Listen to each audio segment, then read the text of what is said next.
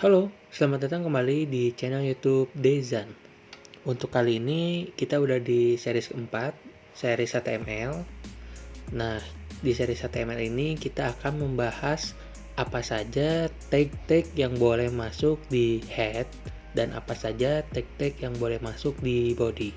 Oke, selanjutnya kita bahas. Nah, HTML. Tag itu adalah yang seperti kemarin kita pelajari ya. Ini disebut dengan tag. Nah, ini tag ini ada tag pembuka. Nah, ini tag pembuka. Lalu ada tag penutup. Ini adalah tag penutup. Jadi, kita harus selalu menuliskan tag pembuka dan tag penutup. Seperti itu ya. Jadi, ini adalah tag. Tag-tag itu di dalamnya itu ada head, lalu ada body. Head itu seperti ini ya. Nah, di dalam HTML itu ada head, lalu ada body. Nah, di dalam head ini apa saja sih yang boleh masuk di dalam tag head ini? Langsung kita lihat aja ya. Untuk head. Nah, untuk head itu terdiri dari 4. Yang pertama itu ada judul halaman, yaitu dengan tagnya title, tag buka dan tag tutup. Dengan title, lalu itu ada CSS style dengan kode tagnya style. CSS itu untuk memberi warna dan memberi menghias websitenya itu. Lalu ada JavaScript atau script, tagnya seperti ini ya. Tagnya itu script, lalu di sini tag penutupnya juga menggunakan garis miring. Lalu ada meta. Meta juga penting untuk memberi kita identitas suatu website dan data seperti itu ya. Nah, ini jadi ada 4 yang boleh masuk di dalam head, yaitu judul halaman, lalu CSS, lalu JavaScript, dan lalu meta. Seperti itu ya. Selanjutnya yaitu kita ke body. Apa aja sih yang boleh masuk dalam body? Banyak banget kalau di body ya. Karena semua program itu masuknya di body, jadi ada banyak banget tag yang bisa masuk di dalam body. Tapi ini beberapa tag yang sering kita pakai aja ya. Kita nggak harus terlalu detail banget. Kalau kalian misalnya ingin belajar banyak lagi, kalian bisa cari di internet resource mengenai tag HTML. Nah, yang pertama text, yaitu ada H1, lalu H2, H3, H4, H5, dan H6. H1 itu apa sih? H1 itu ukuran dari teksnya. Heading disebutnya, heading. Jadi ada teks yang gede banget, misalnya teks gede gini sama teks gede gini tuh beda headingnya. Ini bisa aja heading 2. Nah, ini bisa aja heading 3. Nah, kayak gitu ya. Lalu titik-titik ini apa sih? Yang seperti video sebelumnya, yaitu tag P, paragraf yang kita tulis ya. Kita udah pernah coba untuk menulis tag P. Nah, ini titik-titik ini ya, karena masih banyak lagi teks. Lalu di bawahnya itu ada pendukung teks. Pendukung teks itu ada banyak juga. Nah, ini adalah beberapa yang sering kita pakai, yaitu ada BR. BR itu untuk memberikan baris. Jadi nanti misalnya teks terus pengen kosong, lalu ada teks lagi. Misalnya teks kosong teks. Nah, itu kita menggunakan BR. Lalu ada HR. HR itu untuk memberikan garis. Misalnya teks garis sampai penuh ya. Lalu EM. EM itu untuk memberikan garis miring, ya kan? Lalu ada strong untuk memberikan bold. Efek bold atau efek yang lebih strong lagi. Selanjutnya ada gambar. Gambar itu tagnya IMG atau image. Lalu ada hyperlink. Hyperlink itu tagnya itu A atau singkatan dari anchor. Nah, lalu selanjutnya itu ada list. Nah, list ya di sini. List ada 1, 2, 3, 4, 5, 6. Ada 6. Ada OL. OL itu untuk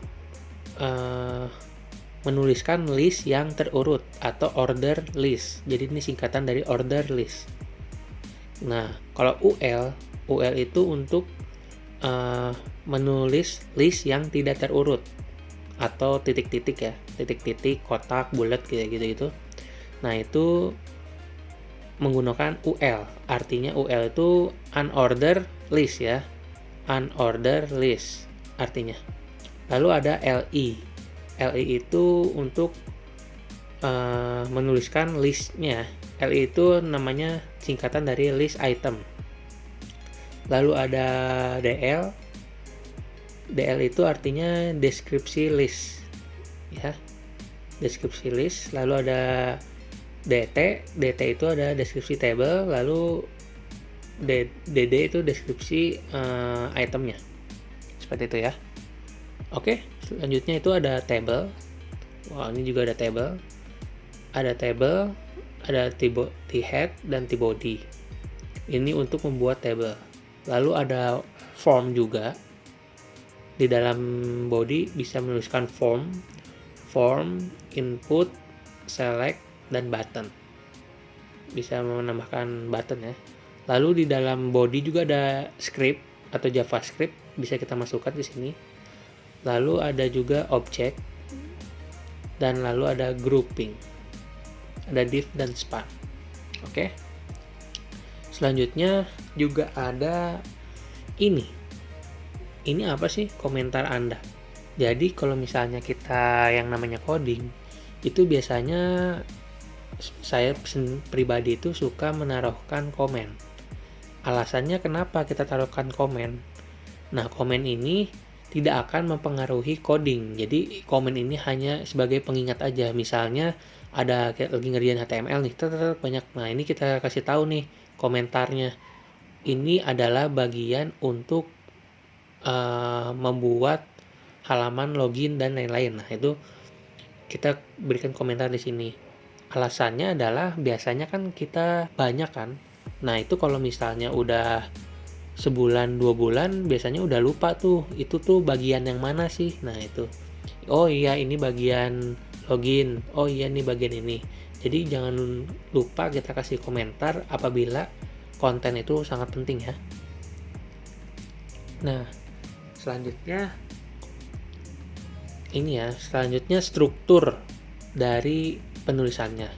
Strukturnya itu ada nama tag, lalu nama tag ini misalnya body atau apa. Nah, itu bisa ditambahkan atribut dan bisa ditambahkan nilai. Nah, contohnya seperti ini ya.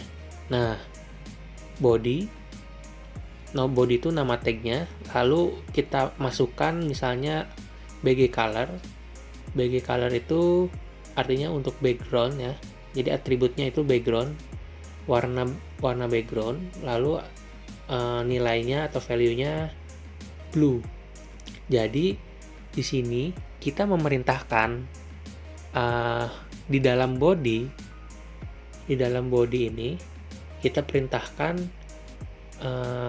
berikan background berwarna biru sehingga seluruh body akan menjadi warna biru karena kita perintahkan di sini melalui atribut dan value-nya blue. Seperti itu ya. Nah, kalau misalnya atributnya banyak boleh nggak? Boleh. Mau 10 juga boleh asal kita kita melihat situasi juga. Misalnya dalam body itu ada backgroundnya, kita kasih warna backgroundnya biru. Lalu kita berikan ID-nya, misalnya website 1. Dan yang selanjutnya kita kasih kelas juga, yaitu web program. Nah, seperti itu ya. Bisa juga. Nah, selanjutnya ini yang terakhir ya, atribut global. Atribut global itu juga bisa kita lihat seperti ini. Ada beberapa macamnya, yaitu ada access key. Access key itu maksudnya apa? Access key itu memberikan perintah untuk apakah bisa diakses menggunakan keyboard. Lalu ada ID dan class seperti tadi ya. ID dan class memberi ID atau memberi kelas Lalu ada dir. Dir itu artinya direction. Direction itu artinya penulisan teksnya itu berasal dari kiri atau dari kanan. Kan biasanya ada tuh huruf Arab. Huruf Arab kan dari kanan. Nah, ini fungsinya dir. Kasih tahu, oh nulisnya dari kanan. Oh, nanti dia kalau kita klik bakal dari kanan. Nulisnya ke sini. Nah, ada lang. Lang itu singkatan dari language atau bahasa. Lalu ada style. Style itu fungsinya untuk CSS ya. Lalu ada tab index. Dan yang terakhir itu ada judul. Untuk kelasnya itu sementara selesai sampai di sini. Jangan lupa like, komen, dan subscribe. Dan jangan lupa nyalakan lonceng notifikasi supaya kalian tidak kelewatan pembelajaran HTML selanjutnya. Saya Dezan, saya pamit. Sampai ketemu di video selanjutnya.